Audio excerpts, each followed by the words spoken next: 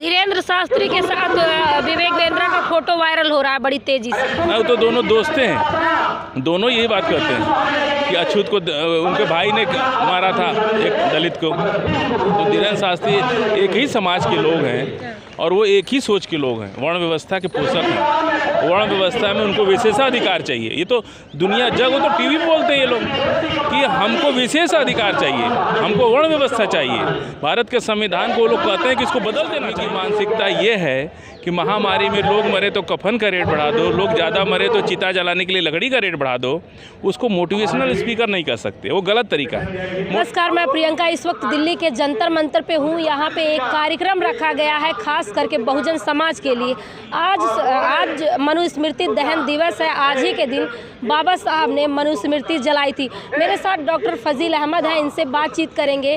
राजनीतिक वैज्ञानिक समझ लीजिए, इनको प्रवक्ता समझ लीजिए, तमाम मुद्दों की समझ रखते हैं। सर, क्या लग रहा है कि इस मनुस्मृति दिवस पे जो ये दहन किया गया है, इससे बहुजनों में कितनी जागरूकता फैलेगी? देखिए, मैं इन सब चीज़ों पर मेरा अपना मानना है कि आप एक पिछली लकीर को छोड़ के अपनी लकीर बनाइए। तथागत बुद्ध भारत में पैदा हुए और पूरी दुनिया में फैल गए। 80 से ज़्यादा देश उनको आज मानते हैं और बार बार मेरा टीवी डिबेट में भी ये बातें उठती हैं कि सनातन धर्म को स्वामी प्रसाद मौर्य ऐसे बोल दिए, वैसे बोल दिए। मैं उसका जवाब देता हूँ कि जब कोई पिछला स्कूल छोड़ के कोई अपने दूसरे स्कूल में एडमिशन लेता है तो पिछले स्कूल की थोड़ा बुराई करता है, थोड़ा मास्टर की बुराई करेगा, थोड़ा प्रिंसिपल की बुराई करेगा, थोड़ा स्कूल की बुराई करेगा। इसमें कोई बहुत बड़ी बात नहीं है। और किसी को भी इतना तो सहिष्णु होना चाहिए। अपनी आलोचना निंदक नियरे राखिए, तुलसीदास बोले ना कि निंदक नियरे राखे। तो कभी भी इतना इस्लाम के खिलाफ ये लोग बोलते हैं, मुसलमान के खिलाफ बोलते हैं, तो हम लोग तो कभी नहीं बोलते। एक ईसाई के खिलाफ कितना बोलते हैं ये लोग, तो हम लोग तो कभी कुछ नहीं कहते। और इतना तो किसी भी धर्म में सहिष्णु होना चाहिए कि किसी को भी बात कहने का अधिकार होना चाहिए। और जिस तरह से ये लोग बार बार करते हैं, और मैं इस पर बिल्कुल विश्वास नहीं रखता कि आप किसी दूसरे धर्म की चीज़ों को गलत कहें या उसका फाड़े या कुछ भी करें। आप तथागत बुद्ध के रास्ते पर चलिए, यही रास्ता आपको उत्तम मार्ग तक, जीवन का आदर्श जो जीवन है वो आपको दिलाने के लिए तथागत बुद्ध का रास्ता ही सबसे बड़ा रास्ता है। इसमें कोई दिक्कत नहीं है, कहीं से कुछ भी आपको नहीं है। तथागत बुद्ध भारत में पैदा होकर आज दुनिया के 80 से ज़्यादा देश, राष्ट्राध्यक्ष, पूरा देश उनको मानता है और उनकी बातों पे चलता है। मुझे लगता है कि सिर्फ इस पे ही बात करना चाहिए। वही दूसरी तरफ विवेक बिंद्रा है, वो मोटिवेशनल स्पीकर है। वो कहते हैं कि जो शूद्र वर्ग है उन्हें टॉप लेवल पे नहीं जाना चाहिए, उनकी बुद्धि नहीं है इतनी। नहीं, इतना ही नहीं कह रहे। हाँ। वो तो महिला के बारे में भी बहुत कुछ कह रहे हैं। अपनी पत्नी को मार के हाथ तोड़ दिया। मोटिवेशनल स्पीकर नहीं है वो व्यापार कैसे किया जाए वो सिखाते हैं। और व्यापार कैसे किया जाए वो ये सिखाते हैं कि जब महामारी आए और लोग ज़्यादा मरने लगे तो कफन का रेट बढ़ा दो, वो ये सिखाते हैं। मतलब सिर्फ प्रॉफिट कैसे गेन करना है, तो प्रॉफिट यही है ना, बिजनेस।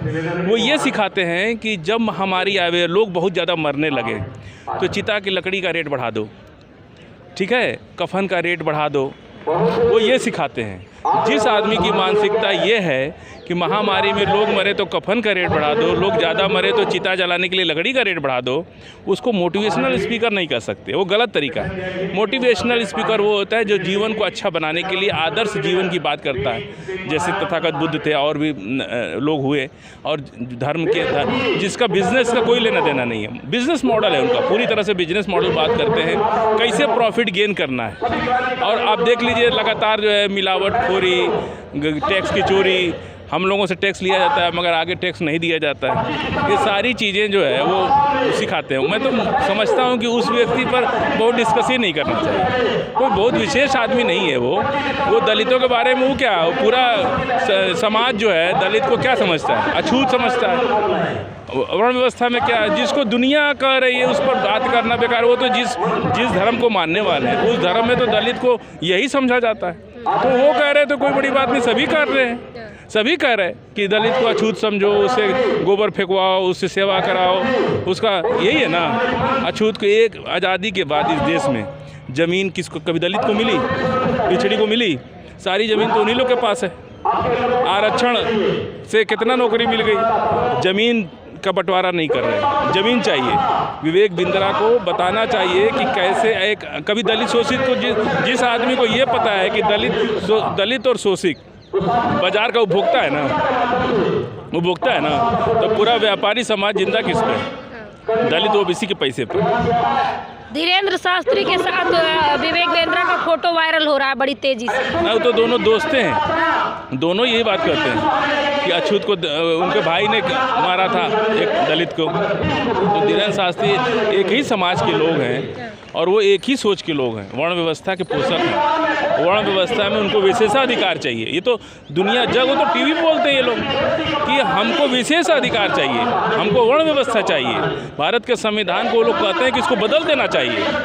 जो आदमी ये कहे कि भारत के संविधान को बदल दो और हम ब्राह्मण हैं तो हमको विशेषाधिकार दो, उसके बारे में आप कोई चर्चा करना तो हमारी बुद्धि खराब है और हमारा विचार खराब है कि हम उस पर कोई चर्चा कर रहे हैं। जिसको संविधान पर भरोसा नहीं, जो कहता है कि हमको विशेषाधिकार है, ये संविधान उनको विशेषाधिकार नहीं देता। ये संविधान सबको न्याय, सबको सम्मान देता है। तो ऐसे लोगों पर चर्चा ही गलत है। जो ये कहता है कि हमको वर्ण व्यवस्था दो और हमको विशेषाधिकार दो, इस संविधान को ख़त्म कर दो और नया संविधान लाओ, तो उस पर बात करना ही बेकार है। तो क्या अगर 24 में भाजपा जीत जाती है, एनडीए गठबंधन जीतता है, तो क्या संविधान पे खतरा बढ़ जाएगा? कोई जीते हारे, पिछले 10 साल से जो है संविधान ख़त्म करने की कोई कोशिश नहीं छोड़ रही है लोग।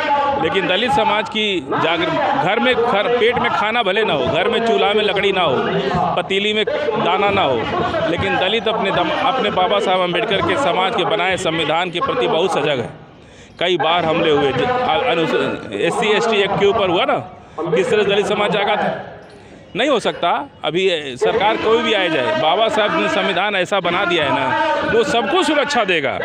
आज मुसलमान को मिटाना चाहते हैं ये लोग। मुसलमान किसकी वजह से बच रहा है? आज हम यहाँ खड़े हैं, हमको तो यहाँ खड़े होने का अधिकार ही लोग छीन लेना चाहते हैं, लेकिन बाबा साहब का संविधान की वजह से हम यहाँ खड़े हैं। इनकी लाख कोशिशों के बावजूद भी हमको मिटा नहीं पा रहे हैं, इस्लाम को मिटा नहीं पा रहे, मदरसों को बंद नहीं कर पा रहे हैं। किसकी वजह से? बाबा साहब के संविधान की वजह से। इसलिए ये संविधान, जिस संविधान से ये प्रधानमंत्री हैं, जिस संविधान से ये सरकार है, वो संविधान कभी भी इस संविधान को मिटने नहीं देगा। यहाँ पे कहा जा रहा है एक बार फिर से मनुस्मृति जलाई जाएगी, इसका कितना समर्थन करते हैं? मैं इस बात का समर्थन नहीं करता। ये कोई विषय नहीं है, आप आगे बढ़िए, पीछे छोड़ दीजिए। क्या हुआ उससे मतलब नहीं। जब आप पिछला घर छोड़ के आ गए तो दूसरा नया घर है, उसके बारे में सोचिए। तथागत बुद्ध के बनाए विचारों पर आगे बढ़िए। तथागत बुद्ध नहीं कहते थे किसी को उजाड़ दो, किसी को जला दो, किसी को भस्म कर दो। समझ रहे आप? तथागत बुद्ध के बताए रास्ते पर चलिए। ये सब मैं नहीं जानता हूँ कि पिछली चीज़ों को बहुत ज़्यादा उकसाना चाहिए। आप आगे बढ़िए, हम यही चाहते हैं। तो आप देख सकते हैं हमारे साथ डॉक्टर फजील अहमद थे। इनका कहना है कि मनुस्मृति जला देने से दलितों का उद्धार नहीं होगा। अगर उद्धार सच में करना है तो आप बुद्ध के रास्ते पे चलिए, बुद्ध के दिखाए हुए मार्ग पे चलिए। इस खबर पे आपकी क्या राय है हमें कमेंट बॉक्स में ज़रूर बताएं। साथ ही ऐसी वीडियोज़ के लिए चैनल को जरूर सब्सक्राइब करें। धन्यवाद।